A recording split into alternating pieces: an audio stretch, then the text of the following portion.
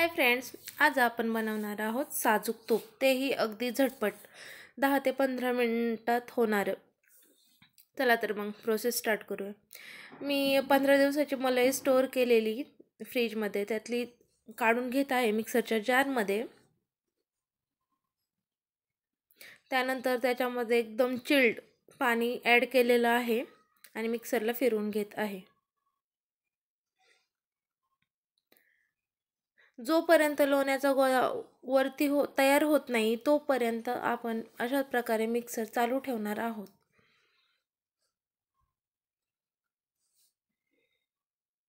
मिक्सरवरती खूप पटकन तूप होतं, त्याच्यामुळे मला हीच प्रोसेस सर्वात जास्त आवडते। बीटरपेक्षा हे कधीही इझी आहे। अशा प्रकारे लोण्याचा गोळा वरती आला की समजायचं की आपण मिक्सर ऑफ करावा। त्यानंतर मी ते दुसऱ्या पातेल्यामध्ये काढून घेतलेलं आहे। त्यानंतर मी सेम हीच प्रोसेस सेकंड टाइम केलेली आहे। सेम असंच मलाई घेतली, त्याच्यामध्ये चिल्ड वॉटर ॲड केलं आणि मिक्सरला फिरवून घेतलं अगदी लोण्याचा गोळा तयार होईस तोपर्यंत।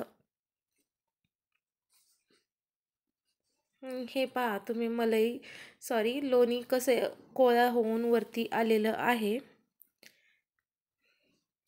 मी 3 टाइम हीच प्रोसेस केलेली आहे।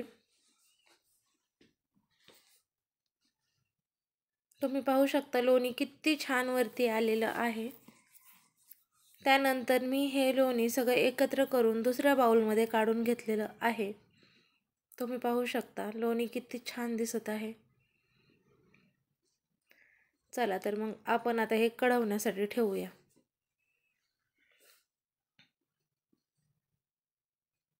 गॅस ऑन करून त्याच्यावरती कढई ठेवलेली आहे आणि त्याच्यामध्ये हे लोण्याचे गोळे मेल्ट होण्यासाठी ठेवलेले आहेत। तूप पटकन बनवण्यासाठी आपण झाकण ठेवावे, म्हणजे तूप पटकन तयार होते। सगळा लोण्याचा गोळा मेल्ट झाल्यानंतर हे अशा प्रकारे दिसत होतं। खूप इझी पद्धत आहे।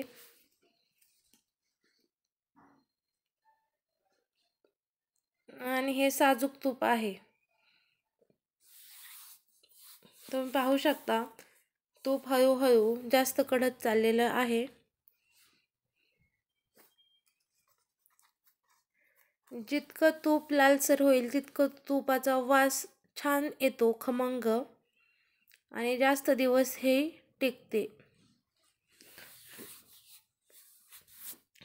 तुम्ही पाहू शकता अशा प्रकारे लास्टला तूप तयार झालं होतं। त्यानंतर मी एका जारमध्ये ते ओतून घेतलेलं आहे। तुम्ही बघू शकता कशा प्रकारे तूप दिसत आहे। तूप काढताना अक्षरशः अख्ख्या घरात तुपाचा घमघमाट सुटलेला होता। तूप पण किती छान पिवळ्या धम्मक दिसत आहे।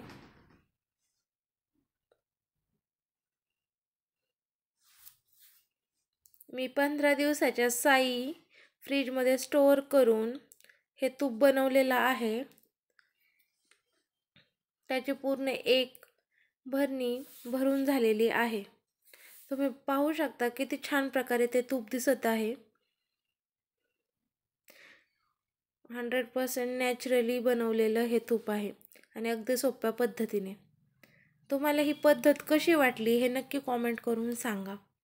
थँक्यू।